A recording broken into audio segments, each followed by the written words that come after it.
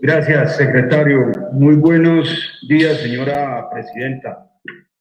Doctora Paloma Valencia, un saludo muy cordial a usted, a todos los integrantes de esta célula de la Comisión Primera Constitucional, al señor secretario, a todo su equipo. Quiero extender un saludo muy cordial y respetuoso a la señora ministra de Educación, doctora María Victoria Angulo, que se encuentra presente virtualmente, al doctor Acevedo, señor presidente del ICETEX. Aquí tenemos el gusto de tenerlo en el recinto. Un saludo muy cordial. A la señora presidenta de CISA, que también nos acompaña aquí en el recinto. Un saludo respetuoso y cordial. Bueno, señor presidente, yo quisiera, antes de empezar, fijar unas pequeñas reglas, señora presidenta, perdón, respecto de este debate. Yo voy a necesitar aproximadamente media hora para hacer esta presentación. Y yo quisiera básicamente que la respuesta de los funcionarios del gobierno se ciñera estrictamente al cuestionario y al objeto de este debate. Yo no vengo a hacer un debate sobre la política general de educación, no vengo a hacer un debate sobre toda la oferta de políticas públicas del Ministerio de Educación, ni sobre sus logros o fracasos. Me voy a referir, señora ministra y señor presidente del ICETEX y señora presidenta de CISA, a un asunto supremamente puntual. Y me refiero básicamente a la situación de los deudores del ICETEX. Me voy a referir a esa situación en general y quisiera que las respuestas a este debate por parte del gobierno no fueran un largo y amplio abanico de resumen de la oferta institucional del Ministerio de Educación respecto a las universidades públicas o respecto de X o determinado programa, sino que se refirieran específicamente a los temas aquí puntuales. Y eso hago énfasis porque es costumbre, no solamente de este gobierno, sino también de los gobiernos anteriores, que la respuesta a los debates de control político termina siendo un amplio recorrido por toda una oferta institucional que termina convirtiendo el debate, a la respuesta del debate, en un ejercicio de propaganda, sin escrutinio, sin control, sin auscultar o sin ser auscultado por parte de quien cita ese debate. Yo quisiera que las respuestas de ustedes, señora ministra y señores funcionarios, altos funcionarios aquí presentes, se refirieran específicamente, uno, a las observaciones que voy a hacer respecto a los programas de alivio del ICETEX, porque voy a demostrar que han sido una serie de prácticamente falsos alivios, en el momento más difícil para centenares de miles de jóvenes en Colombia.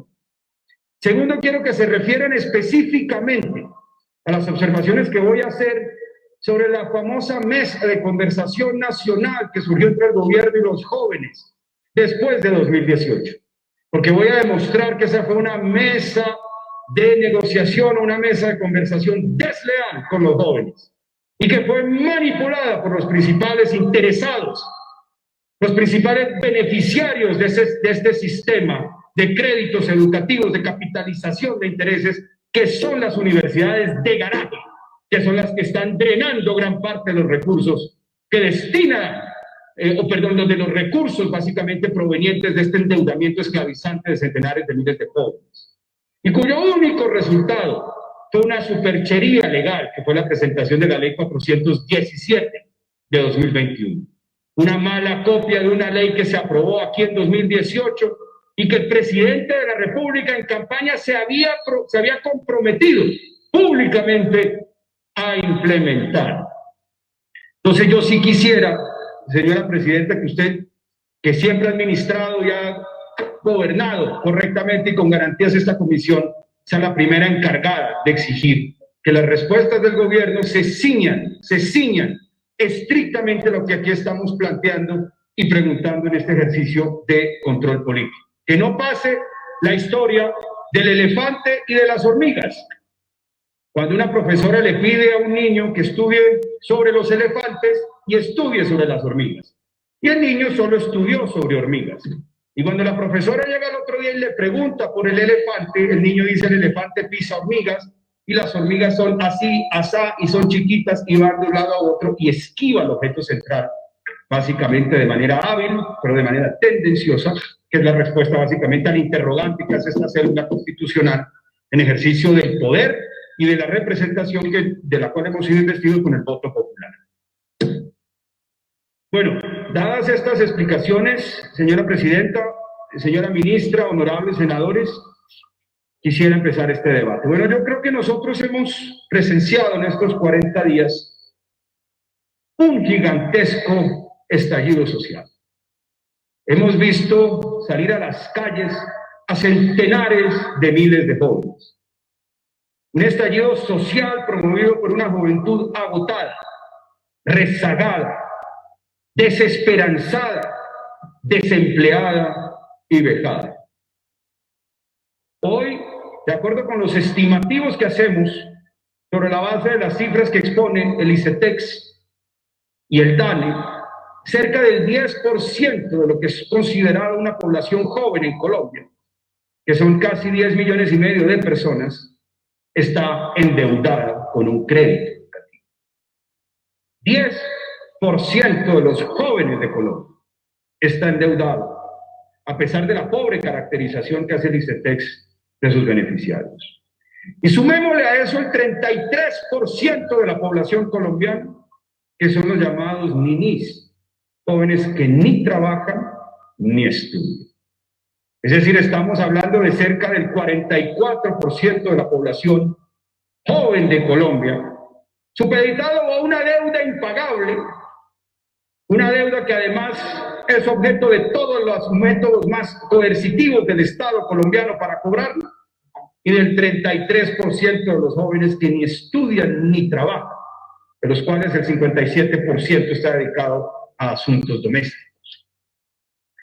Nosotros en Colombia, el gobierno de Colombia, o los gobiernos de Colombia han venido construyendo desde 2000 un sistema de créditos educativos que ha sido la expresión perfecta de un modelo educativo que ha venido desistiendo y desangrando progresivamente al sistema público de educación superior.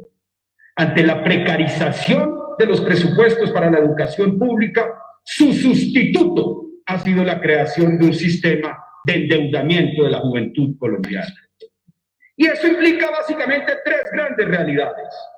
Un extraordinario negocio financiero para quienes disponen de los grandes excedentes de capital en la economía, que se coloca por los cómodos conductos del Estado colombiano y que es cobrado y garantizado por el Estado colombiano. ¿Qué necesita una persona excedentaria masivamente de capital? Poderlo colocar y convertirlo en deuda con el menor riesgo posible. Se ha convertido este sistema también en un extraordinario negocio financiero para universidades de pésima calidad, que se especializan mucho más en establecer sistemas de mercadeo que en garantizar una educación de calidad. Universidades que viven prácticamente del endeudamiento de los jóvenes y que se caracterizan por la altísima tasa de deserción estudiantil. Y la tercera realidad de este sistema es que se ha convertido en una penosa esclavitud financiera para millones de jóvenes colombianos y sus familias. ¿Qué significa estar endeudado durante 10 o 12 años para un muchacho que sale de la universidad? Es arrancar su vida asumiendo una dependencia, es asumir su vida cargando un lastre, una pérdida de autonomía respecto de su acreedor, una reducción ostensible de su ámbito de posibilidades en la vida, en la cual el deudor toma conciencia progresivamente de su finitud. Es una forma de ir desangrando el impulso, de ir desangrando ese alma y ese espíritu del vital que caracteriza a un joven. Es una forma de excluirlo del mercado, de excluirlo del consumo, de relegarlo a vivir con sus padres, de impedir que forme una familia y de ir matando la esencia, el alma del individuo progresivamente. Durante la pandemia Lo que era para muchos jóvenes un problema de liquidez se ha convertido en un problema de absoluta insolvencia. ¿Y qué esperaban muchos de estos jóvenes? Que este gobierno abriera su corazón, que escuchara sus problemas, que viera la situación de precariedad en la que se encontraban y le ofreciera unos alivios reales a su situación. Un grito desesperado que no fue escuchado por el gobierno. Y no fue escuchado, sino que fueron engañados por parte del gobierno. Porque como veremos en esta presentación, los alivios que cacarearon ampliamente en los medios de comunicación, que cacarearon ampliamente en el programa del presidente de la República, que pasaba todos los días a las 6:30 de la tarde, resultaron ser un gran engaño y una superchería, porque se convirtió en un gran negocio financiero para el ICETEX y en unas cuantas migajas que le terminaron dando a los jóvenes que se cayeron de la mesa del banquete de exenciones tributarias, de liquidez que giraron a los bancos y a los grandes capitales de este país durante esta pandemia. Vamos a ver en qué consistieron esos falsos alivios. Vamos a ver que esa extensión arbitraria de los plazos se convirtió en un gran negocio financiero, que el congelamiento se diseñó con capitalización de intereses. Te congelo la deuda como cualquier banco, pero te pongo a capitalizar intereses y esos intereses te los voy a sumar a tu capital unos meses después, con los cuales seguirás pagando intereses sobre intereses. La duplicidad de la esclavitud financiera, el anatocismo en los créditos educativos y una tímida y pequeña reducción de tasas de interés que no le costó al gobierno más de 619 millones de pesos al mes para 894.000 deudores. Ese es el tamaño de la generosidad de estos apoyos del gobierno. Y cuando los jóvenes marcharon en el año 2018, masivamente por todo el país, y el gobierno abrió una mesa de conversación nacional generando la ilusión y la expectativa, porque la fe es esencial, es consustancial al joven, de que se iba a lograr un gran cambio. Se inició un diálogo de sordos y al mismo tiempo un diálogo desleal, que fue rápidamente capturado por los principales beneficiarios de este sistema infame de créditos educativos, que son las universidades de garaje, que se han dedicado a drenar, que se han dedicado a sustraer estos recursos de la esclavitud financiera de millones de jóvenes para montar un negocio infame. Capturaron estas mesas de diálogo, capturaron estas mesas de negociación e impidieron la aplicación de una ley aprobada por el Congreso de la República en 2018, que fue la ley 1911 de 2018, y que le hubiera entregado, o que le hubiera permitido al gobierno paliar y sin duda aliviar sustancialmente la situación de centenares de miles de deudores. Y les voy a explicar por qué esa ley no les servía a las universidades de garaje. Les voy a explicar cómo esa ley las ponía en cintura y cómo estas universidades de garaje cooptaron este diálogo nacional y pusieron al gobierno a su servicio durante ese diálogo con los jóvenes. Tanto así que hoy a uno de los dueños de esas universidades, beneficiarias de esta mermelada del ICETEX, terminó convertido en ministro de Ciencia y Tecnología de este gobierno. Después se preguntan los colombianos, o se preguntan en el gobierno, ¿por qué marchan los jóvenes? ¿Por qué salen a marchar? Pues salen a marchar contra un gobierno que no solamente no los escucha, sino que también los engaña. Y los ha engañado durante 2 años y medio con estas mesas de conversación, con estas mesas de diálogo que no terminaron nada. Yo espero que este debate sirva para explicarles a los colombianos en qué consiste esa ideología subyacente de este gobierno.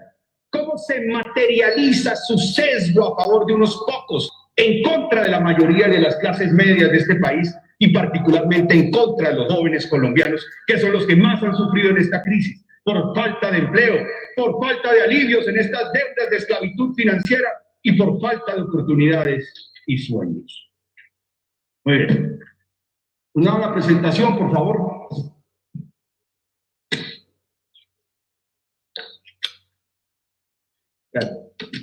Bueno, vamos a hacer primero, notables senadores y señora ministra y señor presidente del ICETEX y del CISA, y a quienes nos escuchan por la transmisión, vamos a hacer primero una caracterización de la juventud colombiana para entender básicamente la magnitud del problema del endeudamiento de los deudores del ICETEX. Colombia, según el DANE, en su pirámide poblacional tiene 10.990.000 jóvenes, es decir, personas de entre los 14 y los 26 años. De esos 10.9 millones de colombianos jóvenes, 837.000 son deudores del ICETEX, deudores de un crédito educativo. Y yo creo que esa cifra puede ser incluso mayor, porque estoy comparando básicamente un rango de edad entre los 14 y los 26 años con una población que por lo general se endeuda a los 17 años y termina de pagar a los 32, 35, 36 años, porque son créditos que tienen en promedio una vigencia de entre 8, 12 o 13 años. Esto es una cifra realmente muy alta, porque estamos hablando prácticamente del 10% de los jóvenes. Y debo resaltar aquí que la caracterización de los usuarios del ICETEX que hace el ICETEX es extremadamente pobre.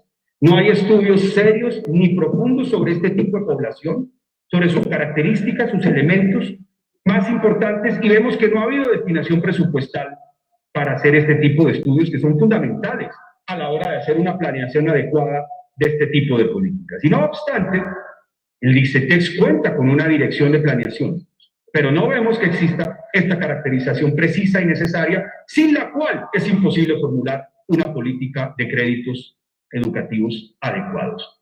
Y nos preguntamos por qué. Pero si miramos la estructura del ICETEX, nos damos cuenta de que hay 199 servidores de planta y 448 contratistas de prestación de servicios, lo que, conociendo la práctica política en este país, induce a pensar inmediatamente en que aquí hay una sobreburocratización estructural de contratos de prestación de servicios y por consiguiente una politización de la planta del ICETEX o del planta de funcionarios y contratistas del ICETEX.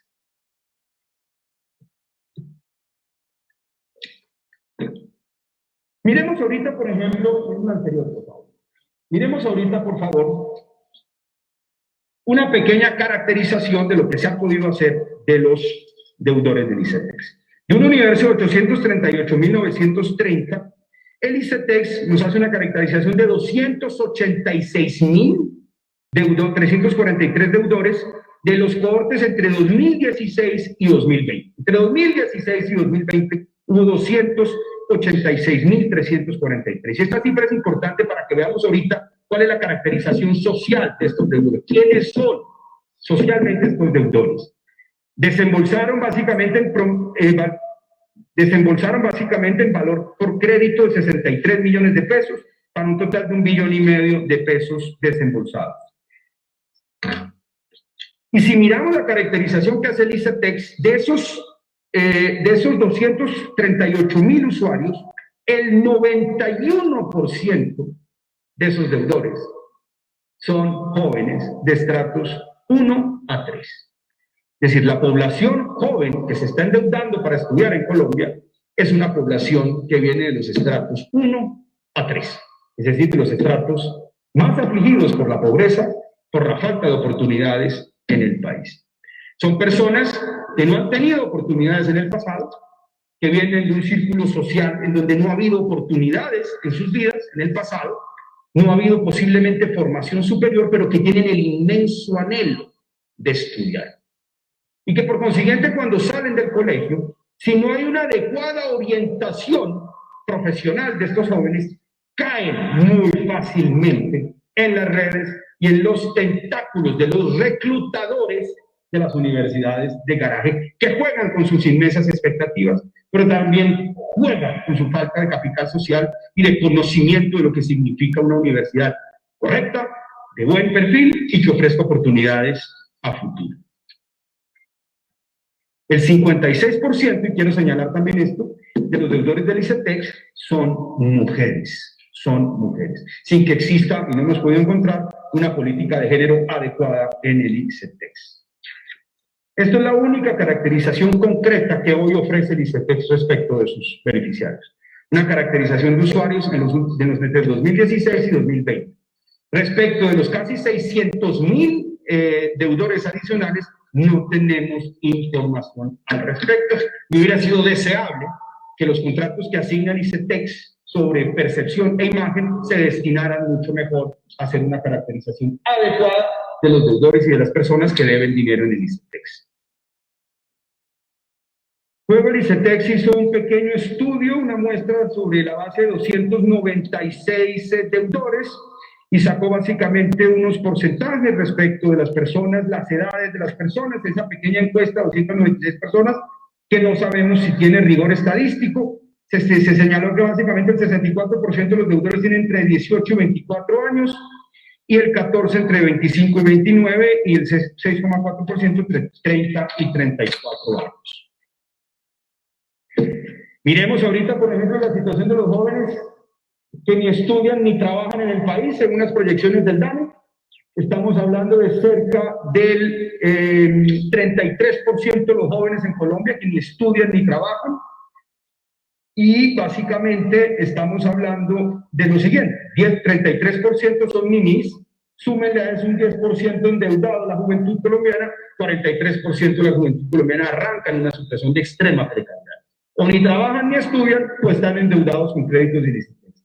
Y si partimos del principio de lo que hemos podido ver más adelante, que el 50% de los deudores de créditos educativos terminan desertando de sus estudios, pues estamos hablando básicamente de un problema supremamente complejo.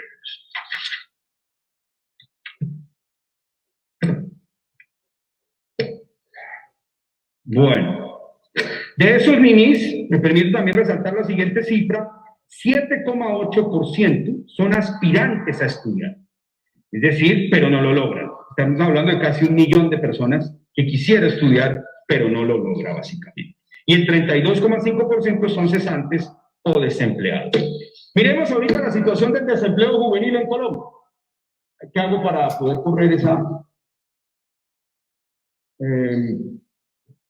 Bueno, miren la situación de desempleo juvenil en Colombia y cuál ha sido la situación del desempleo juvenil durante el gobierno o la actual administración del presidente Iván Duque. La tasa de desempleo juvenil ha venido creciendo de manera exponencial desde el inicio del gobierno del presidente Iván Duque. Venía creciendo entre enero y marzo de 2016, pasó del 16 al 18%, se estabilizó en 18%, y Duque lo recibió en 18,7%. En enero del 2019 ya había subido 19,5% y naturalmente con la pandemia se disparó la tasa de desempleo juvenil.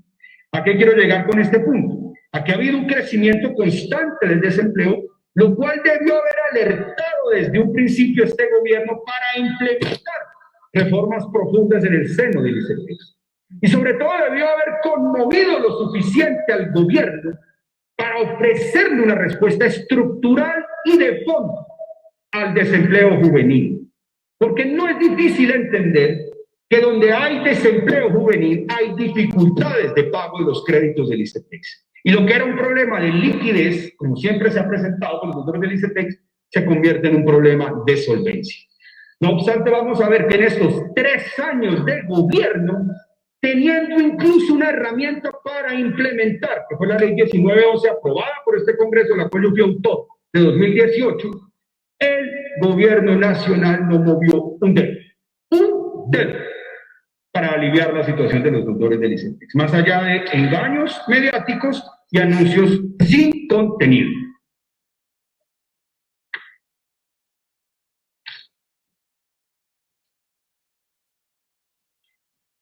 Vamos a entrar ahorita a revisar la situación de los alivios.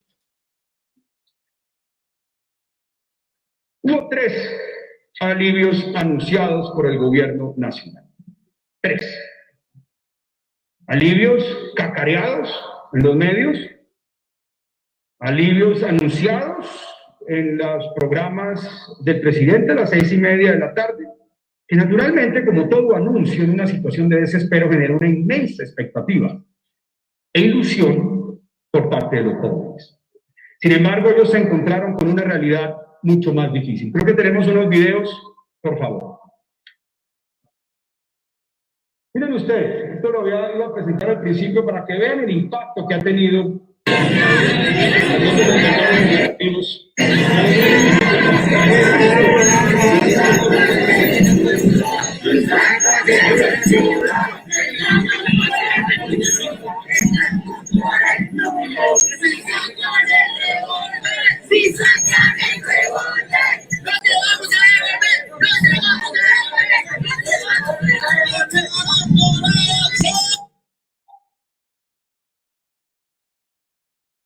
¿Esto es en los héroes?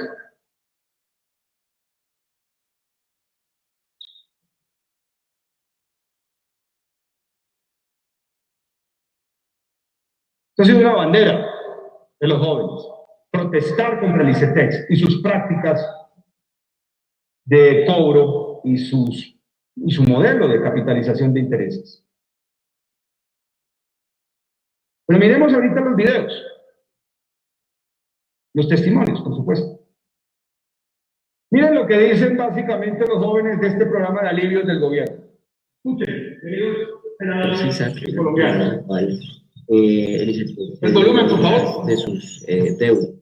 Vuelve a empezar. El ICETEX comienza en el año 2008 cuando decidió solicitar un crédito.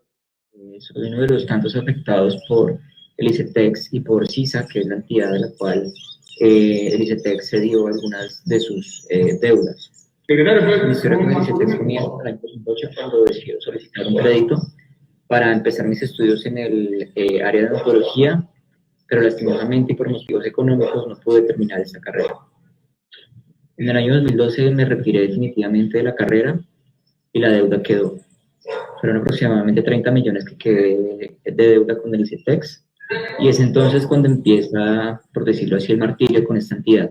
Comienzan las amenazas con reporte a centrales de riesgo, comienzan las amenazas de embargo del sueldo. En ese momento tenía un trabajo, obviamente, que no tiene nada. Quisiera denunciar que el ICETEX el día 4 de febrero me envió un correo diciendo que tenía derecho a un periodo de gracia que comenzaba desde el primer semestre de 2021 hasta finalizar el segundo semestre de 2021. Yo llamo al ICETEX para buscar más información sobre este periodo de gracia. Me dicen que no, que es mentira, que mi periodo de gracia comenzó desde abril de 2020 y termina ahorita en abril de 2021, lo cual pues ya va a acabar antes mi periodo de gracia. Y ese supuesto periodo de gracia era un error por parte del ICETEX, donde se envió un correo y también se me envió un mensaje de texto y debía hacer caso omiso porque era un mensaje incorrecto. Quisiera hacer esta denuncia que el ICETEX está otorgando una información falsa a los beneficiarios de este periodo de gracia y de estos supuestos alivios que se habló tanto en medios y que el Ministerio de Educación y el Gobierno Nacional otorgó para aquellos jóvenes que por pandemia tal vez nos quedamos sin trabajo y no tuvimos la oportunidad pues de seguir continuando con el pago de nuestros créditos.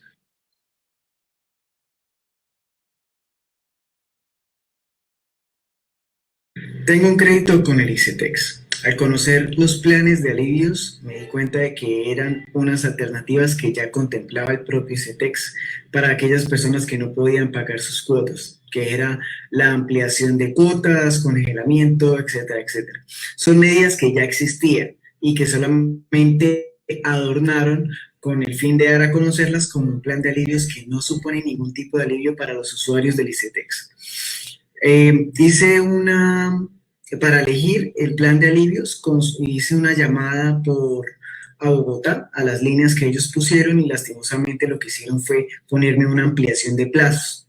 Después de eso hice videollamadas, chats por las líneas del ICETEX, después de 5 o 6 radicados, donde en cada radicado especificaba personalmente que quería la reducción de intereses. Lo único que hacían era otro tipo de cosas, como congelamiento, ampliación de plazos, etcétera, etcétera, y daban muchísimas vueltas. Actualmente, al ver la plataforma del ICETEX, no muestra el cobro total del mes que uno debe pagar. A veces presenta muchísimas fallas.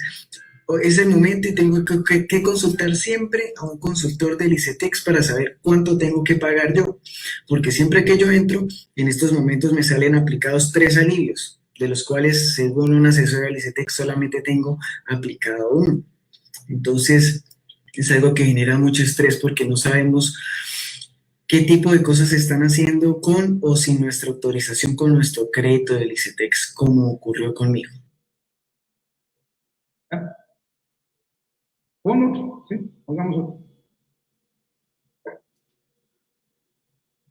En familia, nunca, bueno, casi nunca he tenido trabajo vinculado, siempre ha sido por prestación de servicios y realmente tenía que seguir pagando esa cuota mensual. Sabía que si no lo pagaba, obviamente los intereses se me iban a subir un montón, entonces era dejar de mercar, dejar de pagar arriendo o dejar de comprar cosas básicas para el hogar por pagar la deuda. No fue ningún beneficio para nosotros, solamente para ellos. Bueno, no sé qué sienta el gobierno nacional cuando escucha a estas voces de la juventud colombiana. Yo siento una profunda emoción, una profunda tristeza. Pudo haber sido cualquiera de nosotros en una situación así. Puede ser un hijo nuestro, sobrino, primo. Jóvenes, no sabemos en dónde estudiaron. Algunos lo habrán hecho en una buena universidad, otros en unas muy malas, como pasa con la mitad de los deudores del ICETEX. Muchos han tenido que abandonar sus estudios, sin empleo, sin trabajo, esperando una respuesta del gobierno. Y como ustedes vieron en estos testimonios, solo recibieron falsos alivios por parte del gobierno nacional. Vamos a ver el primer falso alivio. El primero, el más perverso de todos. El programa de ampliación de plazos, en donde el ICETEX se comporta como el más cruel y despiadado de los bandos.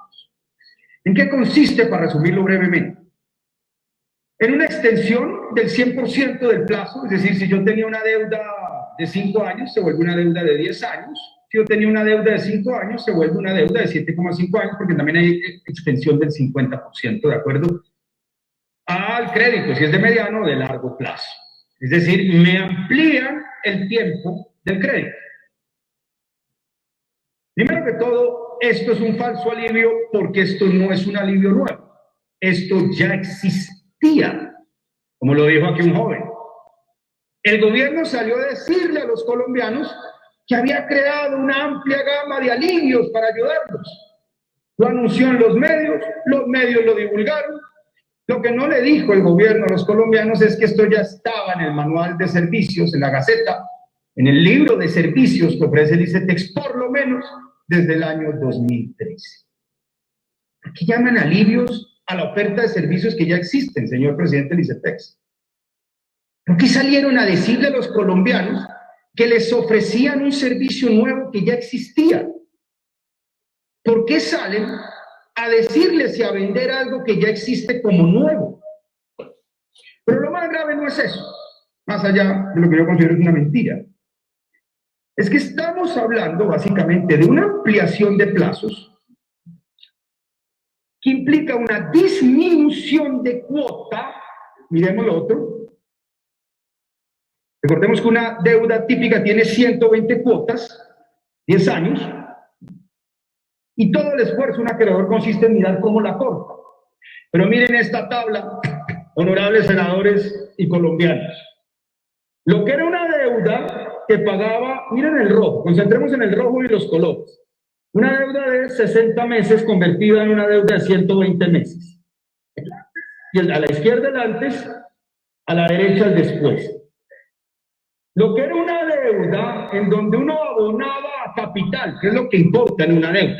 Yo voy reduciendo capital porque el capital es lo que me genera el veneno, los intereses. Yo pagaba antes 329.000 pesos de capital, miren el rectángulo verde. Y luego pagaba de interés 272.000 pesos para pagar una cuota de 600.000 pesos. Abro un paréntesis, imagínense la situación de un muchacho que se gana 2 salarios mínimos pagando 600.000 pesos. Descuente la seguridad social, casi 300.000 pesos, se le quedan 1.250.000 pesos. Descuente de ese 1.250.000 pesos, 600.000 pesos. Ese muchacho se gana menos de un salario mínimo. Un profesional recién graduado en Colombia se gana menos de un salario mínimo por la deuda y la esclavitud de los ICETEX. Pero bueno, ese era el sistema anterior. 60 cuotas, 329.000 mensual de capital, 272 interés para una cuota mensual de 600.000 pesos. La deuda ascendía a 36 millones de pesos. Con este generoso alivio del ICETEX de ampliación de plazos, miren en qué se transforma la cuota de un muchacho. Perdón, la deuda. Ya no son 36 millones, sino 46 millones de pesos. Un extraordinario negocio financiero para el ICETEX, que se porta como el más perverso y despiadado de los bancos, en donde además no solamente la aumenta en 10 millones de deuda, te alivio, pero te cobro 10 millones más de pesos de deuda, sino que además, observen ustedes, ya el muchacho no termina abonando a capital 329.000 pesos mensuales en su cuota de 600.000, sino que termina abonando 116.000 pesos a capital, y exactamente la misma que abonaba a 600.000 pesos. ¿Eso es alivio para quién, señor presidente del ICETEX? ¿Quién alinearon con este sistema? Ustedes convirtieron la pandemia en el mejor negocio financiero posible. Hubo cero erogación presupuestal por parte del ICETEX para sostener esta línea de alivios llamado ampliación de plazos. Lo que hicieron fue disminuir la cuota de aporte a capital, mantener la misma tasa de interés y ganarse el doble de tiempo cobrándole intereses a este pobre muchacho o muchacha y esclavizándolo por el doble del tiempo de esta deuda.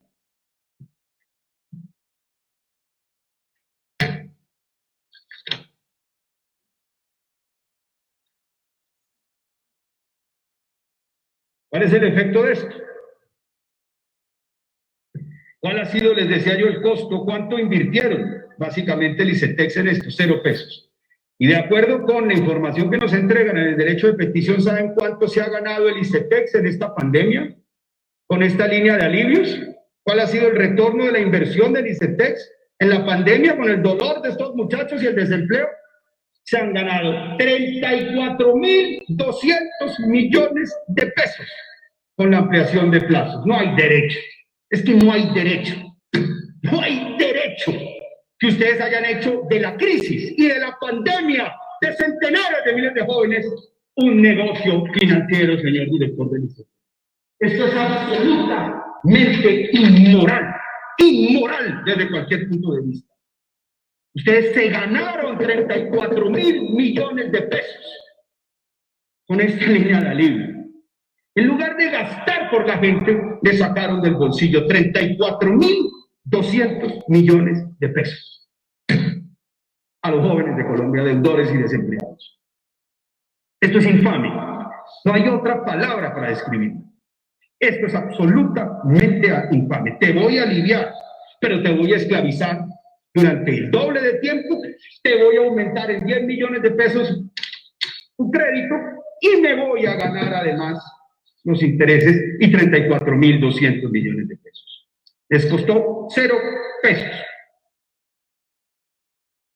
Magos de las finanzas, la más depredadora forma de capitalismo financiero. Bueno, segunda línea de alivios del ICETEX y del gobierno nacional con los jóvenes de Colombia. Y después se preguntan por qué marchan. Es básicamente el congelamiento, así lo llaman en el ICETEX. Después de terminar un muchacho la universidad y después de haber comenzado a pagar,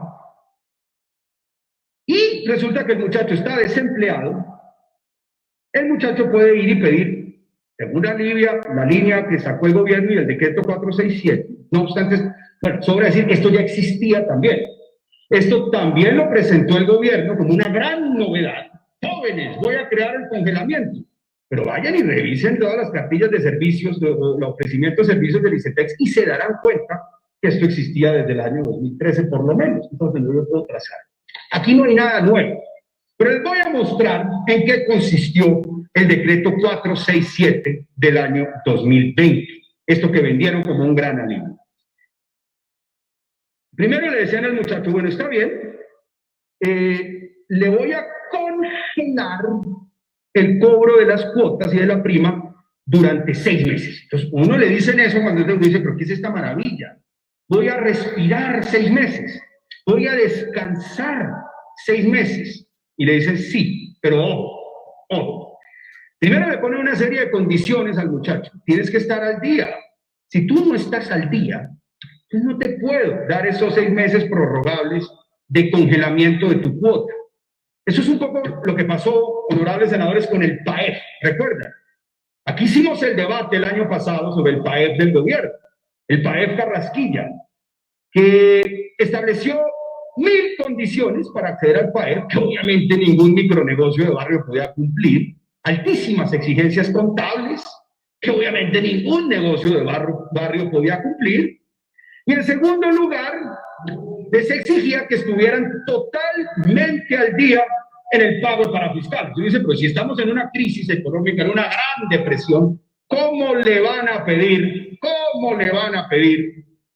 a una persona que esté al día para poder recibir el alivio para ponerse al día? Pues aquí les decían lo mismo.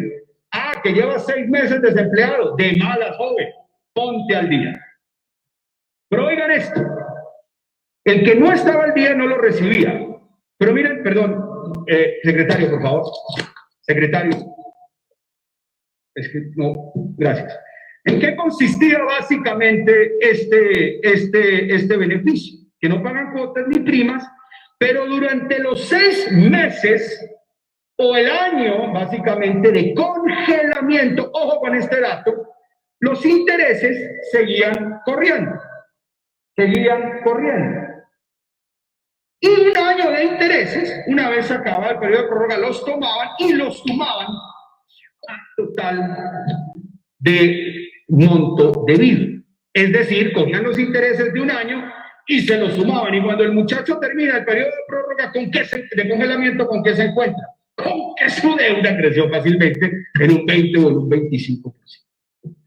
Y empieza a pagar intereses sobre intereses. Es decir, un ejercicio de absoluto y total anatocismo, que es otra práctica inmoral, inaceptable, desde cualquier punto de vista de práctica de capitalismo financiero. Cobrar intereses sobre intereses. Es la segunda capitalización de intereses. Lo que era una ayuda, terminó convirtiendo en un congelamiento para que ellos siguieran corriendo intereses y a los meses dime, tú debías 40, ahora debes 40 más estos intereses que corrieron durante un año. Esa es la segunda ayuda presentada por el gobierno. Otro extraordinario, pero inmoral, por supuesto, ejercicio o negocio financiero por parte del gobierno nacional. ¿Qué tal el alivio? El anatocismo. Y el periodo de gracia, que es una subcategoría de este congelamiento, pues ya existe. Ellos también venden que es que le vamos a dar un periodo de gracia al recién graduado. Existe desde siempre y lo acaba de mostrar un muchacho con su valioso y extraordinario testimonio. Siempre le dan un año de gracia después del desembolso. Miramos lo que dice la Contraloría.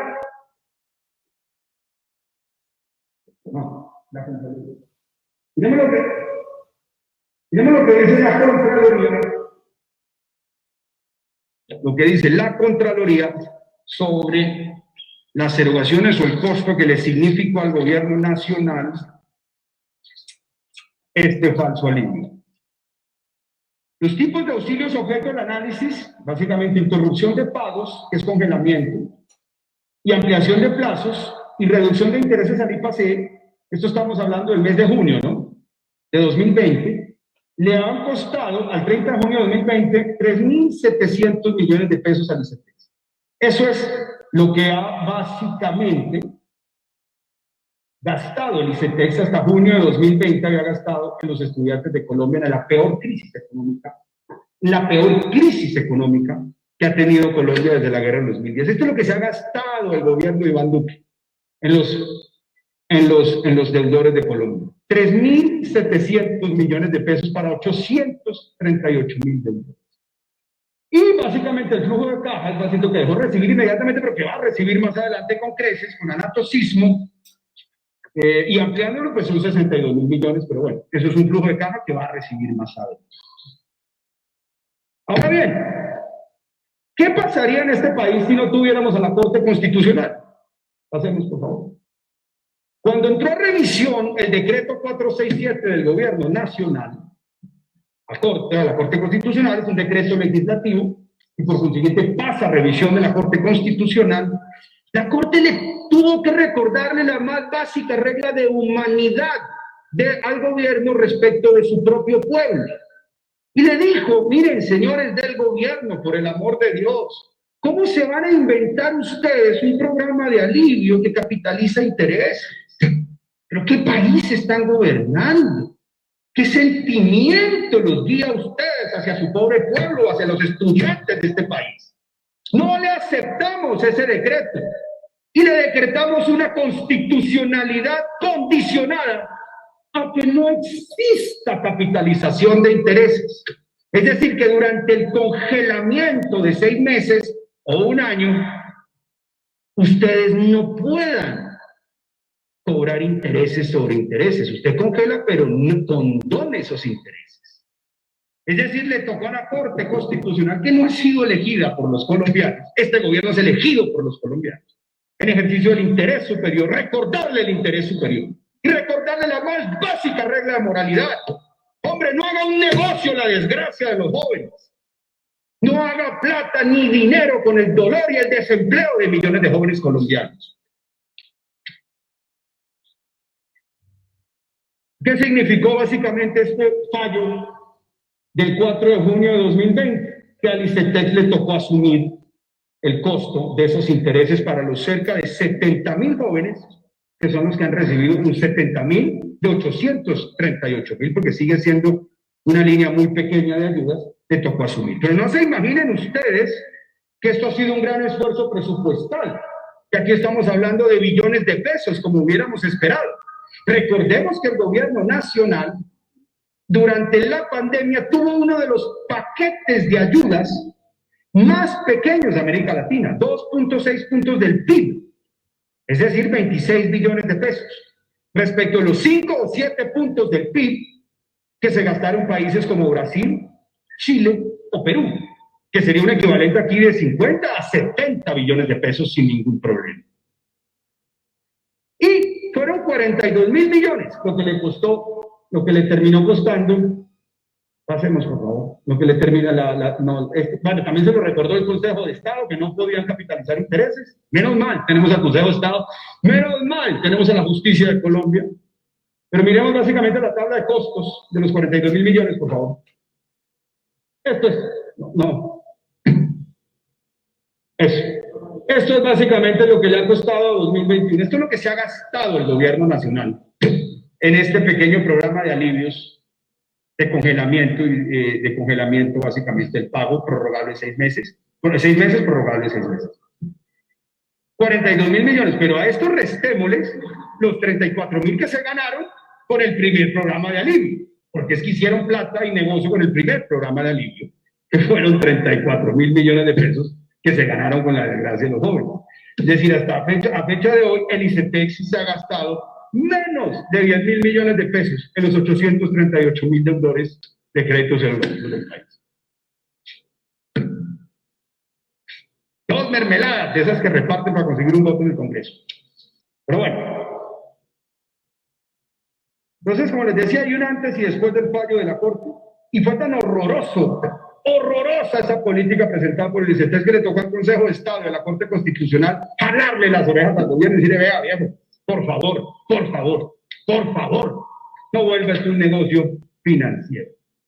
Y luego llegó la tercera política de alivio, sin duda la más acertada, reducción de tasa de interés al IPC, básicamente para estratos 1, 2 y 3.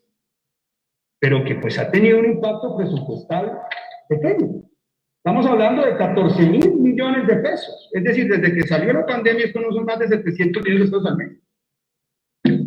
Sí, pero esto se obtuvo en el segundo decreto legislativo de emergencia. Esto no salió en el primer decreto. Esto se obtiene por presión de los estudiantes, por presión de los deudores del ICETEX, con ICETEX que arruina, que le exigieron al gobierno nacional que no los metiera más, porque es que ese es otro aspecto que ahorita vamos a mirar, la forma como canalizaban casi que ferrocarrilaban a los jóvenes para que entraran en la línea de la extensión de plazos. Eso era. Yo tengo testimonios. La Fundación Juntos Colombia, Un Solo Corazón, la Fundación Libre Socialdemócrata que hemos montado, hicimos un programa sobre esto, y citar deudores, expertos financieros. Y vieran ustedes el desespero de esos padres, diciendo, pero ¿por qué me obligan, por qué me meten unilateralmente y me extienden la deuda de mi hijo? 6 años más, 8 años más, y todo el esfuerzo que hemos hecho es por salirnos de esta esclavitud. Y me lo contaba ahorita un joven, y era lo difícil que ha sido salirse. Prácticamente imposible. Eso es como cuando uno adquiere una línea telefónica, nunca le dejan terminar su contrato, pues nunca los dejaban salir de la extensión del periodo, porque ese era el gran negocio financiero del ICETEX. Y no obstante esta reducción de tasa de interés, que es insuficiente como ayuda, porque lo que aquí tiene que haber es una condonación masiva de estos créditos, masiva, porque ya nadie los puede pagar. Pero las tasas de desempleo juvenil en Colombia son las más altas de América Latina, y porque están masacrando a una generación entera bajo el peso de esta deuda, pues esta pequeña y tímida ayuda no costó más de 700 millones de pesos mensuales. ¡Qué generosidad! ¡Qué generosidad! 6 meses de esa ayuda es una mermelada de esas que reparten aquí. 6 meses. 6 meses. 6 meses. Es una mermelada de esas que reparten por ahí. Miremos, por ejemplo, la dificultad para la restricción de plazos. Giovanni, por favor, el video. Sí, por favor. Miren lo difícil que era salir de la ampliación de plazos para entrar por lo menos en alguna ayuda que aliviara un poquito esa situación. No había la atención personalizada por los canales, bien difícil, bien difícil. Tenemos los audios que pueden dar fe de todo lo que vivimos. Hasta hace 15 días logré conseguir una cita personal. En esa cita, señor, pero es que usted está debiendo 12 cuotas. Está en mora y ya va para prejurídico. Pero ¿cómo así? Yo tengo los soportes, ya va para prejurídico. Yo tengo los soportes, tengo los audios, tengo todos los documentos que dan fe de que nosotros solicitamos, apenas comenzó la pandemia, solicitamos un periodo de gracia, una interrupción. Nos contestaron, era que nos habían dado, era una ampliación de plazo.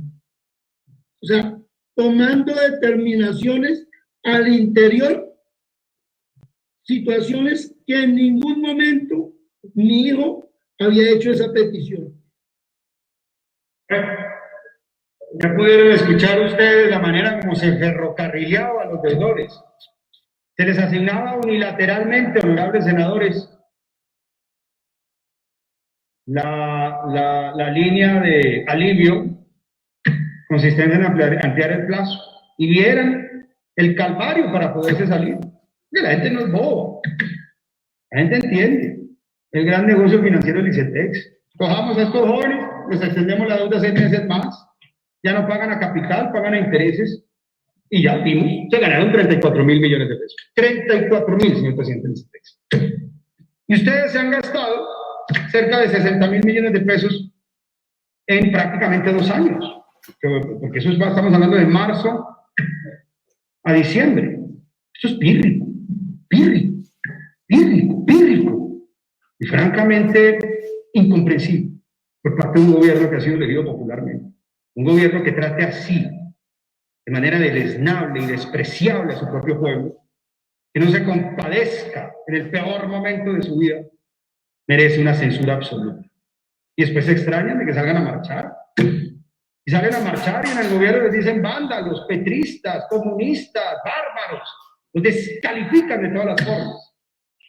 Es normal que el presidente hizo hace poco un mea culpa y reconoció el inmenso error que cometió al salir y estigmatizar de esa manera a los jóvenes que salen a marchar. Ojalá en el gobierno, no sé si conocen esta situación de los deudores del ICETEX, casi 1 millón de jóvenes El 10% de la juventud colombiana, si no es más, sufriendo esto. ¿En dónde se ha visto esto? Esto es un acto de vandalismo supremo contra un muchacho y su familia. Pero vamos a entrar a la segunda parte de este debate. Ya vimos que los alivios no fueron alivios, que fueron básicamente un ardid, que fue básicamente una comunicación mentirosa, que aquí no hubo alivios de fondo. Bueno, esos son los testimonios, jóvenes que escriben, que están al borde del suicidio.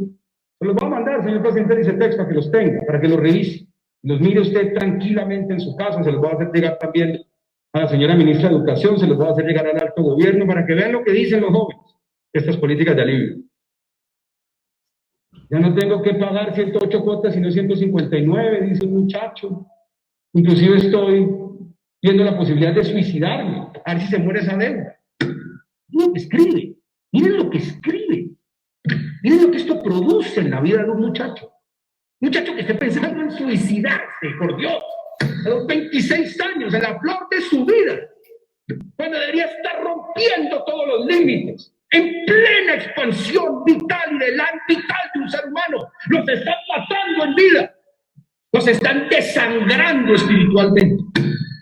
Miren eso, suicidarse, 4 por suicidios. Y después les preguntan de por qué salen a marchar. Es inaudito, inaudito. Infierno, ICETEX, lo ponen a uno al borde del suicidio. Me lo pusieron 10 años más. Una muchacha dice, pero ¿cómo me extienden esta esclavitud 10 años más? ¿Cómo conformo una familia? ¿Cómo compro un apartamento? ¿Cómo me salgo de vivir con mis papás? ¿Cómo invito a mi novia a tomarse así sea una gaseosa? No, vamos, por favor. Ahora miremos el proceso de reforma del ICETEX. Otro gran engaño, otra gran superchería. Recordemos, pongámonos en situación, año 2018, honorables senadores. Se presentaron unas marchas masivas de jóvenes por todo el país. Porque es que aquí la juventud no solamente marchó ahora, marchó en 2018, en octubre, noviembre y diciembre, marchó en el 2019, en noviembre, y marchó masivamente ahorita, hace un mes y medio. Incendiados, entre otras cosas, por la inteligente presentación de la reforma tributaria del gobierno. Miremos un poco esta cronología que me parece muy importante para ubicarnos en el tiempo y entender esta superchería en que ha consistido este proceso de conversación nacional, que hoy se traduce en el desengaño de millones de jóvenes que están marchando. El gobierno Duque empieza el 7 de agosto de 2018 y se encuentra con una herramienta para poder aliviar la situación de los deudores del ICETEX. Una herramienta que trabajamos con mucho esfuerzo, en contra del principio del gobierno Santos. Y finalmente logramos sumar el esfuerzo del Ministerio de Educación, que fue la ley 1911 de julio de 2018. Les resumo en qué consistía esa ley, ahora lo vamos a ver más detalladamente. Establecía primero que la cuota fuera proporcional al ingreso. Si el muchacho se ganaba menos de un mínimo, pues no le pueden cobrar, porque es una cuota. Recordemos que son cuotas de 600.000 pesos. Entonces, si el muchacho se gana un mínimo, ¿a quién le pasa por la cabeza cobrarle una cuota? Entonces, si el muchacho se ganaba 2 mínimos, ya no, pues, obviamente no le podían cobrar 600.000 pesos, sino que le cobraban el 12%. Aproximadamente 250.000 pesos, algo pagable, no 600.000. Y así sucesivamente la cuota iba cambiando de acuerdo con los ingresos. Progresividad, que es una filosofía social.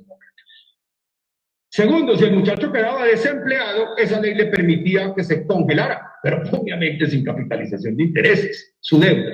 Y establecíamos un límite al cobro de intereses. Es decir, establecemos un IPC más 3, límite, y al mismo tiempo esa ley 1911 prohibía la capitalización de intereses. Y ojo con este punto que ahora lo vamos a ver y le va a permitir a ustedes una vez entender mucho lo que ha pasado en esa conversación nacional. Le establecía una contribución para poder hacer sostenible este sistema a las universidades que se benefician con este sistema de créditos. Y es una contribución solidaria progresiva de acuerdo con el nivel de deserción de los jóvenes. Porque entre más mal es la universidad, más hay deserción, como lo veremos hoy. Obviamente, esto es el foco de las universidades de garaje. ¿Cómo así que me van a poner a pagar me van a poner a pagar una contribución si yo gano tan cómodamente toda esta carne de los deudores del ICETEX. Y fuera de eso, de acuerdo con mi nivel de deserción, que son niveles de deserción que van entre el 40 y el 70% en esas universidades de garaje que matan los sueños de millones de pobres. Pues esa era la ley que se encontró, con la que se encontró el presidente de la República. Pongámoslo el video sobre lo que dijo el presidente de la República, por favor, respecto de esta ley en campaña. Veamos al presidente, por favor.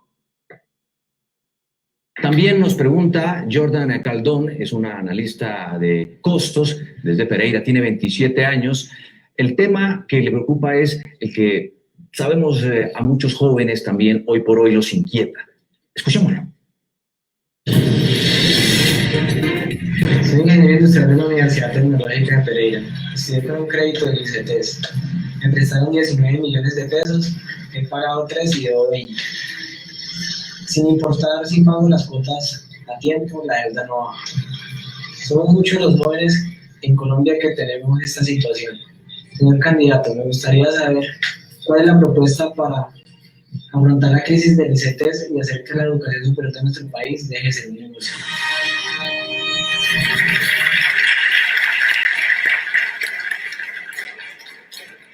Juan Diego, esa discusión ha sido tan profunda en nuestro país que me siento muy orgulloso de ser ponente, de haber dejado la ponencia para último debate en el Senado de un proyecto que reforma el sistema de crédito del ICETEX.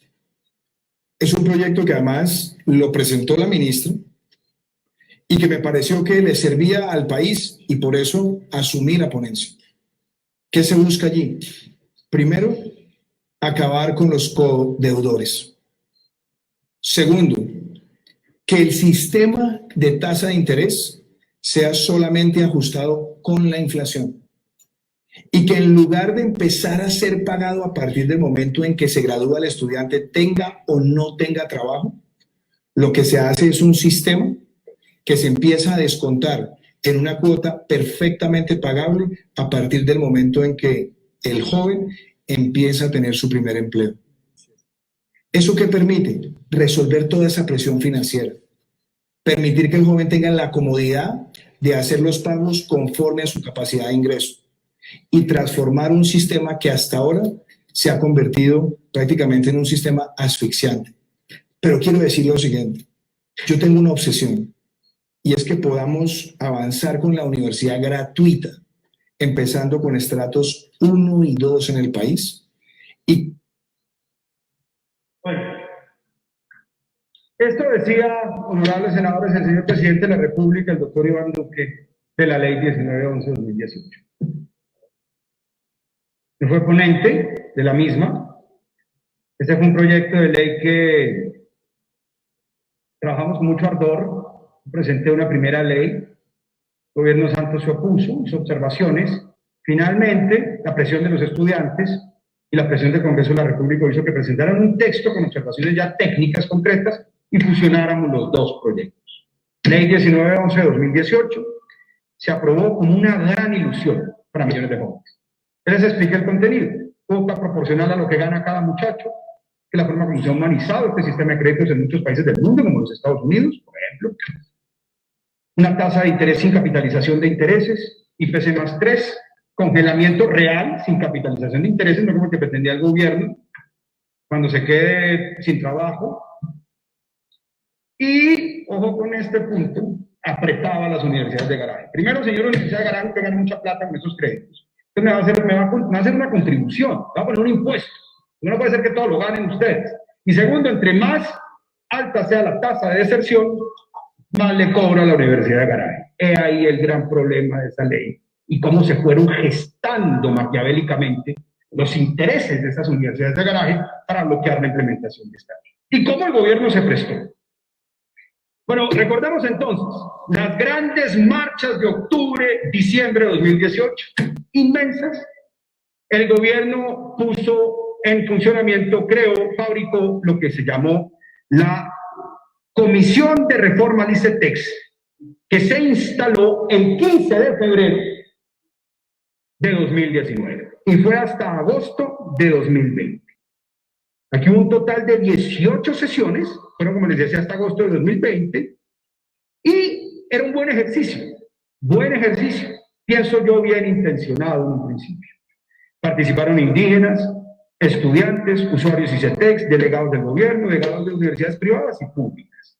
Y esto vino sesionando básicamente hasta agosto de 2020, hasta que la virtualidad empezó a matar estas sesiones, como ha pasado con el Congreso de la República con la virtualidad.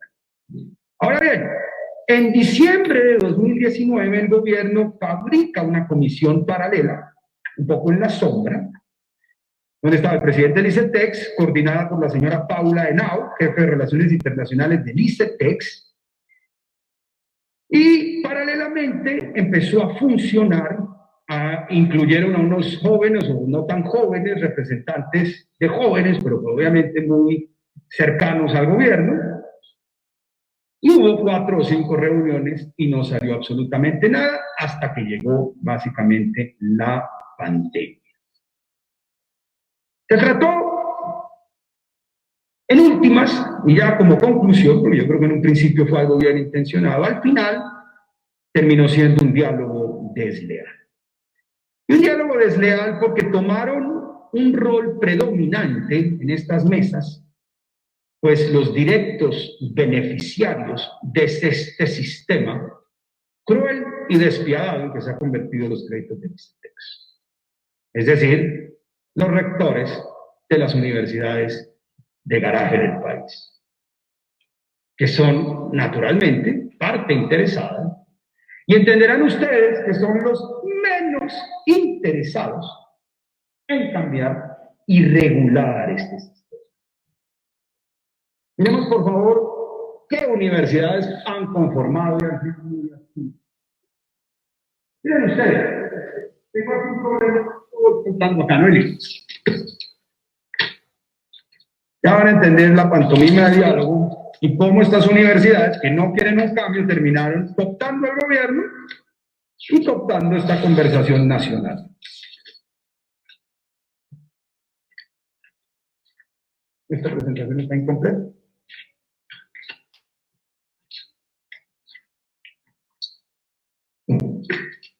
Las universidades.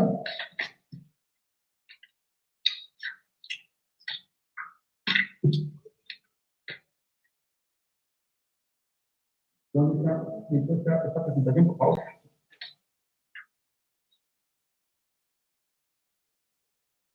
Muchas gracias. Gracias. Bueno, miren ustedes, colegas. Esta es una relación promiscua entre las universidades privadas del ICETEX. Como ustedes pueden observar, de un total de 772.000 millones de pesos que han sido asignados en créditos educativos en el corte 2014-2018, 322.000, estamos hablando de prácticamente la mitad, llegaron a solo una pequeña muestra de universidades que están por encima del ranking 40 de universidades. Les voy a dar un ejemplo. Para solo citar una, Corporación Universitaria de la Costa, la Universidad del Ministro de Ciencia y Tecnología. Es la universidad 148 del país. 148 del país, señor presidente del ICETEX. Y adivinen cuánto recibió esta universidad de créditos del ICETEX. 55.000 millones de pesos. Prácticamente lo mismo que la universidad número 7 del país, que es la Universidad del Rosario. El doble de la universidad número 12, que es la Universidad de AFIT. Prácticamente lo mismo que la Universidad Externado de Colombia. Senador Rodrigo, perdón, lo interrumpo para preguntarle cuánto tiempo más necesita, dado que lleva ahora 10 minutos. Deme unos 12 minutos más, querida presidenta, ya termine muy rápido. Muy bien, senador, gracias. Deme 15, si me concede esos 3 minutos más. Querida Sí, 15 minutos más para el senador. Gracias, mi adorada y querida presidenta. Bueno, entonces miren, esa universidad del ministro de Ciencia y Tecnología señora presidenta, recibió 55.000 millones de pesos. ¿Qué la hará tan atractiva para los estudiantes de Colombia? Para recibir prácticamente lo mismo que la Universidad del Rosario, que la Universidad Externado, el doble, la mitad de ICESI. ¿Qué la hace tan atractiva? O la Universidad UDES, Universidad de Santander UDES, 64.000 millones de pesos de créditos con el ICETEX. Yo quisiera ver en dónde están colocados los profesionales de la Universidad UDES. Yo quisiera ver, señor presidente del ICETEX, cuáles son las publicaciones indexadas de esta universidad, cuál es el número de doctorados o de doctorandos que forma esta universidad. Yo quisiera conocer los grupos científicos de estas dos universidades, o serán más bien universidades dedicadas a reclutar, a captar, a engañar y a vender ilusiones, que gastan un poquito más en eso que en su investigación o en la calidad de su cátedra. Pues fueron estas universidades, honorables senadores. ¿Dónde está la otra tabla? La segunda. Pásenme la otra, por favor. La de... ¿No hay más? ¿Cuáles fueron entonces las universidades pequeñas que tuvieron la mayor actividad? El rector de la PUC. ¿Qué más? Cooperativa. Piloto. Cooperativa. Piloto. Fueron los más activos en estas mesas de conversación nacional. Y terminaron, por supuesto, secuestrando la mesa de conversación nacional. Estamos hablando de universidades que montaron un negocio con los créditos del ICETEX y que tienen una tasa, mi señora, de deserción de entre el 40 y el 70%. Estas son las universidades que ponemos, es una ley vigente, porque ustedes no han querido aplicar, presidente del ICETEX y señora ministra, que ponemos en cintura con la ley 1911. Estafaderos de la ilusión de millones de jóvenes y de familias. Obviamente es un actor interesado al que no le interesa cambiar nada. ¿Cuál es la tasa de deserción de la Universidad Cooperativa de Colombia? Entre 40 y 70%. Era el 70%. Ahora, la señora ex viceministra del gobierno Uribe, que es rectora, se jacta de que lo bajó al 40%. Hágame el favor. Pero bueno, no solamente hemos visto que estos son los señores, los rectores de estas universidades, los que se encargaron de inaplicar, de ganar tiempo, de matar este proceso de conversación, simplemente con un propósito: no aplicar la ley 1911 de 2018. Vamos a mamarle gallo. Y de pronto me dieron ahorita el presidente y dice que no, es que hay unos jóvenes que no quieren aplicar la ley 1911, hombre. ¿Cómo hubieran podido aliviar la situación de estos jóvenes en estos 3 años con esa ley 1911? Pero no hubo voluntad, pero sobre todo no hubo voluntad. Y este diálogo se cooptó por parte de las universidades de ganar. Pero no solamente vemos esto, miren esta mermelada, porque también hay que mirar la forma como se gasta y se ejecuta la plata del ICETEX. Yo les voy a decir de dónde vienen estos presupuestos. Estos son presupuestos que provienen, por supuesto, de los créditos del ICETEX. Porque es que en los créditos están los gastos también en la tasa de interés, y en los gastos de estos muchachos están los gastos de funcionamiento del ICETEX. Esto es muy parecido, honorables senadores, a lo que era Saludcop. Cogía la UPC, la unidad por capitación, y de ahí destinaba plata para sus gastos y terminaban comprando suntuosos hoteles. Pues aquí cogen esta plata para dar contratos a dedo, y nos gustaría que usted nos contara sobre este contrato, señor presidente del ICETEX.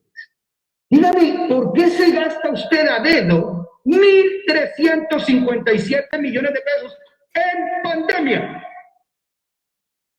Asignado a dedo a la Universidad Cooperativa de Colombia, alegando que es un contrato de ciencia y tecnología para darlo a dedo. Pero a dedo, porque es que aquí ni siquiera hay convocatoria pública. ¿Qué facultad de ciencias tiene la cooperativa? la Universidad del finado César Pérez, para que usted lo adjudique esto como un contrato de ciencia y tecnología. Y le preguntan aquí a la Universidad Cooperativa que un estudio, oigan este objeto tan constructivo para la crisis que enfrenta el país, que hagan básicamente un estudio para mejorar o conocer la percepción del ICETEX. Salga a la calle, ministro, y no necesita 1.300, señor director, 1.357 millones de pesos para saber cuál es la percepción de los jóvenes del ICETEX. De pronto los que están haciendo un doctorado tienen una percepción distinta, pero es que eso es un universo mínimo. Estamos aquí hablando de la masa. A la Universidad Cooperativa. ¿No hubiera sido mucho más importante hacer una caracterización estricta y científica de los deudores del ICETEX que no tenemos? Que su dirección de planeación se dotara de unas herramientas estadísticas serias. Pero no puede más la mermelada de este gobierno. Puede más regalarle 1.357 millones de pesos a la Universidad Cooperativa. Y bueno, eso ha sido básicamente el diálogo. ¿Y en qué terminó ese diálogo ese famoso diálogo? Y ya voy a terminar con esto y con una observación sobre CISA. ¿En qué terminó este diálogo nacional? Pues es básicamente en una forma de esquivar la aplicación de la ley con la que el presidente de la República hizo campaña frente a los jóvenes y les prometió su implementación. 3 años mamándole gallo por una conversación inútil, inane y desleal. ¿Qué prometía esa ley? 1911, ya les dije. No hay pago de contribución, es decir, el pago es de tasa de interés IPC más 3, cuota contingente al ingreso, se acaba la capitalización y le daba a los usuarios del ICETEX, a estos muchachos, 2 cupos en la junta directiva. Pero sobre todo les daba una contribución sólida, exigía una contribución de estas universidades infames de garaje. Y entre más deserción, más pagaba.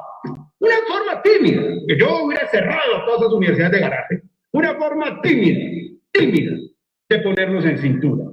Pero les puede más el lucro. Y lo que es extraño, lo que es inaceptable, es que el gobierno que representa el interés general terminó representando el interés de esta vagabundería de universidades. ¿Y qué hicieron? Presentaron en el gobierno en el mes de marzo una gran ley, obviamente otro juego, otro artificio mediático para resolverle la situación a los deudores del ICETEX. Reforma cosmética y regresiva respecto a lo que ha legislado este Congreso de la República.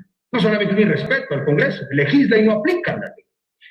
Que no disminuye la tasa de interés, es decir, mantiene la capitalización de intereses, la famosa ley 400, proyecto de ley 417 de marzo del 21, permite capitalización de intereses, copia los términos de la 1911, pero vaciándola de la sustancia, no con el límite de IPC más 3, reduce la voz y voto en la junta directiva de los jóvenes, crea burocracia, es decir, crea juntas de asesores para la junta directiva del ICETEX y se trae además cruelmente al programa de deuda o de créditos educativos los deudores del Fondo Nacional del Ahorro, que gozan de un régimen mucho más favorable que el del ICETEX.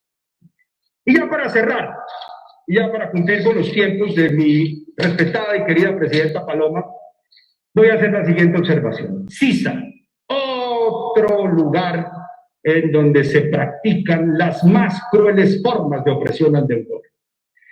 ¿Qué hace ICETEX? Como se comporta como un banco y no como una entidad encargada de cumplir con una función social, podríamos decir, cumple con una función prácticamente antisocial, pues le vende como cualquier banco su cartera a CISA, su cartera vencida.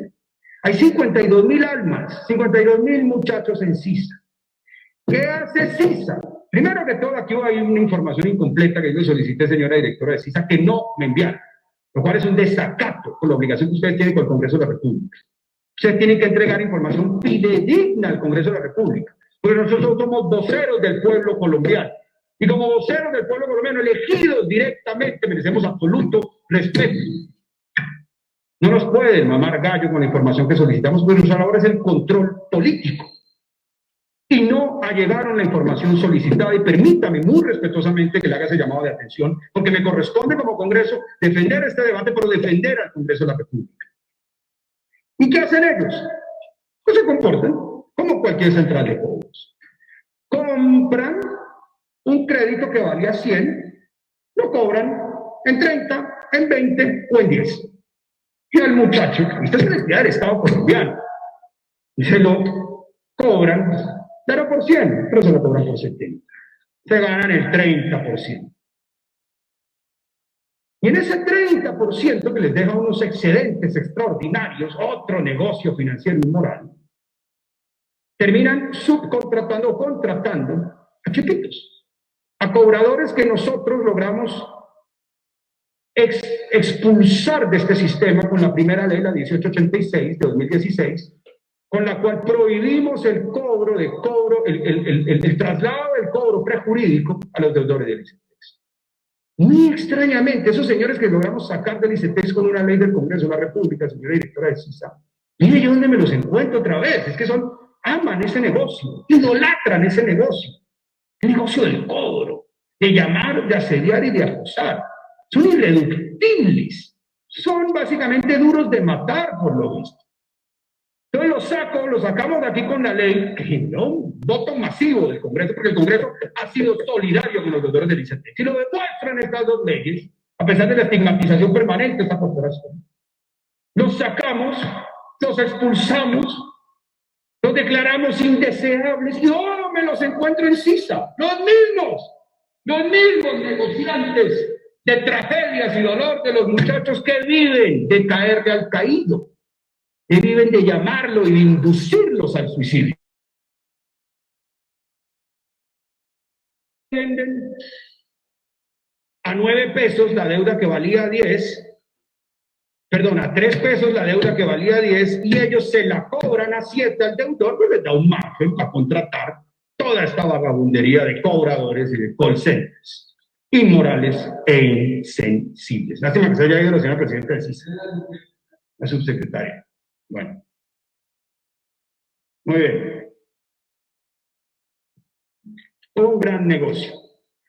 En fin, terminando y cumpliendo con los tiempos, querida, pónganme unas fotos aquí en la comisión de... Mire, son 324.000 millones de pesos.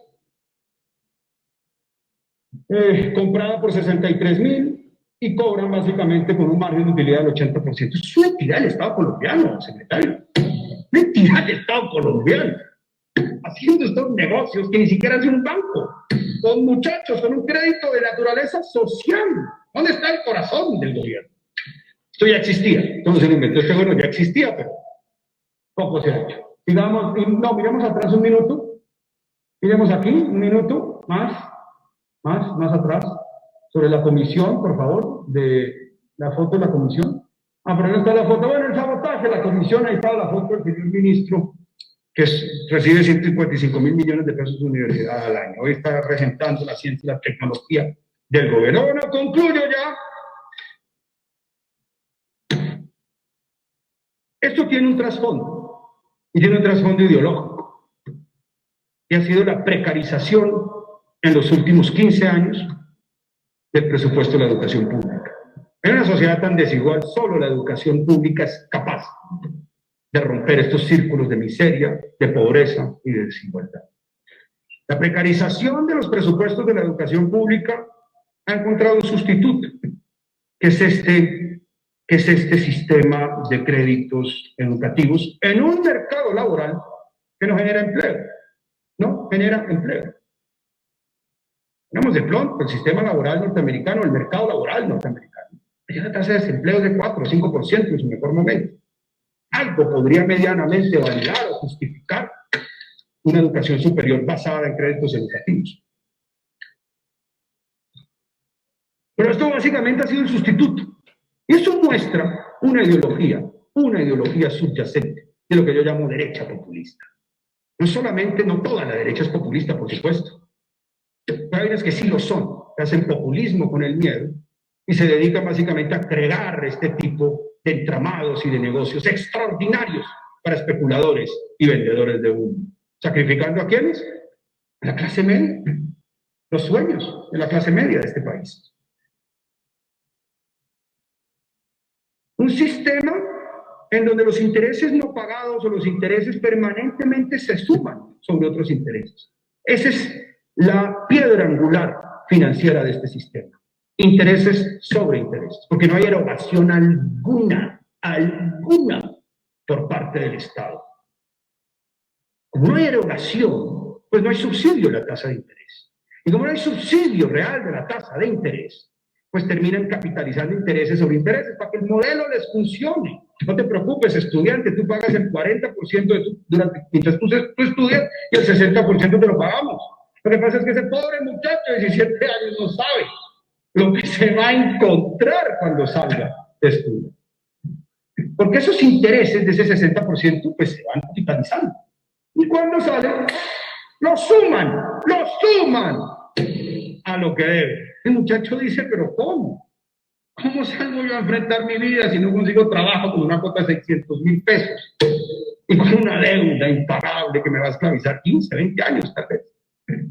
Y además si me pierdo empleo, no consigo empleo, el Estado no me la congela, porque si me la congela me capitaliza intereses. Que fue lo que la Corte, menos mal, entró y resolvió. Y pues obviamente termina debiendo un importe muy superior al prestado. ¿Qué pasa con esos jóvenes que se gradúan en esta situación, honorables senadores? Es que no pueden pagar esa deuda, y menos aún en una recesión tan profunda y con la tasa de desempleo más alta de América Latina, porque el gobierno decidió, en su lógica y en su filosofía, en su ultraortodoxia económica propia de Alberto Carrasquilla, que no había que ayudar a la clase media, que el PAE, no, que llega a 130,000 empresas, pero el 1.500.000 empresas restantes, en la empresa de la clase media, donde trabaja la clase media, no, ellos no reciben ayuda, ellos merecen morir, porque ellos, su lógica es racionalizar el dolor de los seres humanos a través de modelos o de teorías económicas supremamente cuestionables desde lo filosófico y lo económico, y la lógica simple, y la humanidad, por supuesto. No pueden pagar, una crisis profunda en su vida personal y una perspectiva de planes individuales que se arruinan y se frustran. ¿Yo de qué otra forma lo puedo expresar si fracasa y me arruinan mi vida que saliendo a marchar y expresar mi dolor de mil maneras? Alguien me odia. Razón por la cual muchos de esos jóvenes siguen viviendo con sus papás, señor presidente del ICETEX. Razón por la cual no han podido comprar vivienda. Razón por la cual no pueden ni siquiera armar una familia. ¿Cómo van a pagar el colegio? ¿Cómo van a pagar el jardín infantil? ¿Cómo van a comprar una moto a crédito si le toca 600,000 pesos y el muchacho está desempleado? ¿O se gana 2 salarios mínimos? Sí, le va muy bien. Créame que los de la Universidad de Garaje no se ganan 2 salarios mínimos. No, si les va bien, se ganan 1.100.000 con un contrato precarizado, porque la lógica también de estos gobiernos de la derecha populista ha consistido permanentemente en precarizar las condiciones de trabajo. Contrato de prestación de servicios a destajo. ¿Qué puede pagar ese muchacho, francamente? Un ciclo estructural. ¿Qué familia van a armar? ¿Qué familia, qué puedo ofrecerle yo en esa situación a una mujer? ¿Qué puedo yo ofrecerle si no le puedo sostener un hogar? No le puedo sostener el colegio a los niños. ¿Qué me voy a casar? ¿Quién me va a tomar en serio? Esa es la situación de esos muchachos, señora ministra y señor presidente del ICETEX. Y las universidades privadas, pues nada, el mundo del confort. Obviamente todas votan en determinado sentido, hacen parte de estas comisiones de reforma del ICETEX. Y están muy cómodas porque ofrecen un servicio o un producto esencial, que de todas formas es financiado con la oferta de crédito del Estado. Y quienes tienen excedentes de capital los colocan cómodamente, crean deuda, un mercado de deuda a través del Estado colombiano, que además se encarga de hacer el trabajo sucio de cobrar, deslegitimando al Estado colombiano.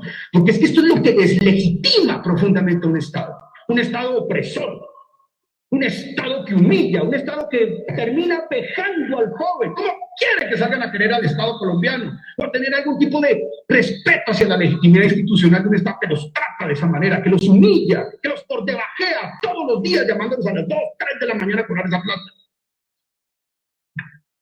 Y se benefician, obviamente, con ese mercado que les han sabido crear, y lógicamente las más beneficiadas son las que no gastan plata en educar, las que no gastan plata en formar, ni en indexar sus investigaciones, ni en formar doctorados, las que contratan reclutadores, las que saben sacar el crédito rápido en el ICETEX, las que tienen allá la palanca en el ICETEX para que le saquen el crédito y se puedan despachar 55.000 millones de pesos como la universidad del señor ministro. Hacen más gestión en publicidad y mercadeo que en investigación y acreditación. Son universidades especializadas y dirigidas hacia personas vulnerables, hacia personas que se sienten excluidas de la educación formal y superior, hacia los ninis.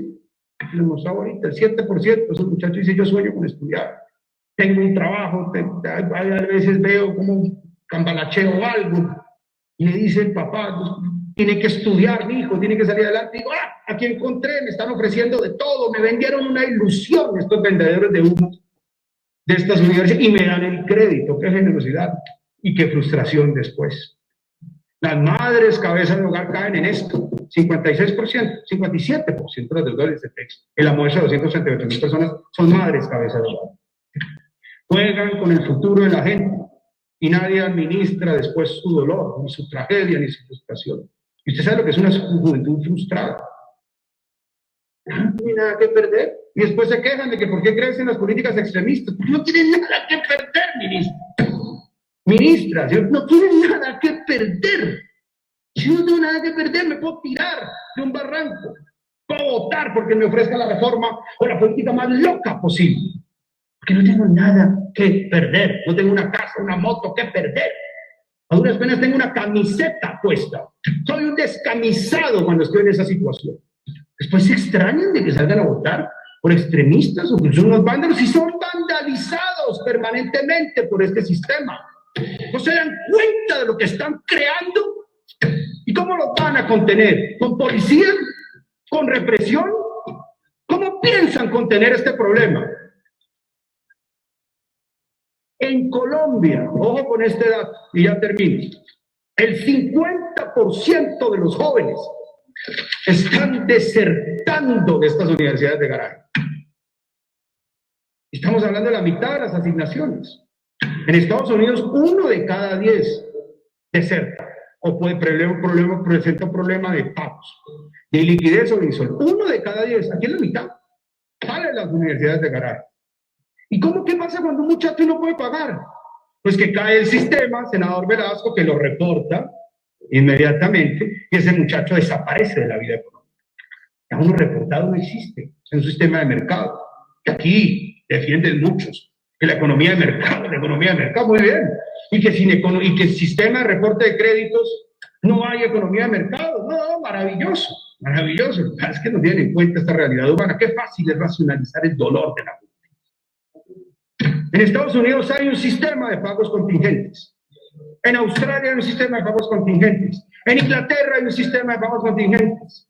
En Chile hay pagos contingentes. En Colombia no lo han querido implementar en 3 años. Y de pronto me va a decir que es que pronto el estudiante ZY de esos esquirones que a veces van, dijo que no querían implementar la ley. Y me voy a referir, y me estoy única y exclusivamente a los deudores del ICETEX. Yo quiero saber más sobre las más políticas del gobierno. Y pido en eso mucho respeto por parte de ustedes. No ha habido ningún esfuerzo en estos 3 años. Y me gustaría que la señora ministra, a quien respeto, me pudiera contar qué han hecho para regular a las universidades de garaje en estos 3 años. Nadie ha revisado sus técnicas de reclutamiento. Nadie ha revisado su calidad. De verdad, señores del gobierno, si de verdad quieren reactivar la economía de Colombia, si de verdad quieren una reactivación seria, hombre, denle una oportunidad a esos 894.000 jóvenes. Denle la misma oportunidad que le han dado a los grandes bancos con sus exenciones tributarias. Denle la oportunidad de liquidez que el gobierno y el Banco de la República dieron a los bancos en el mes de marzo, inyectándoles 13 billones de pesos. Denle alguito de esas exenciones tributarias que aquí generosamente por iniciativa de los gobiernos y de estos ministros de la derecha populista como Carrasquilla le han dado a todos los sectores que aparecen. Denle una manita y también a ellos. No solamente los mismos de siempre. Ellos también son ciudadanos, son jóvenes, son muchachos que lo necesitan. No hagan y no cometan los mismos errores que hicieron aquí en este gobierno con el país. Y verán que los impuestos, el consumo, la fuerza, la creatividad y la genialidad de millones de jóvenes son los únicos que de verdad pueden reactivar esta economía y lograr una sociedad más equitativa y más justa. Muchas gracias, señor presidente, muchas gracias, señora presidenta, por su paciencia. Muy amable.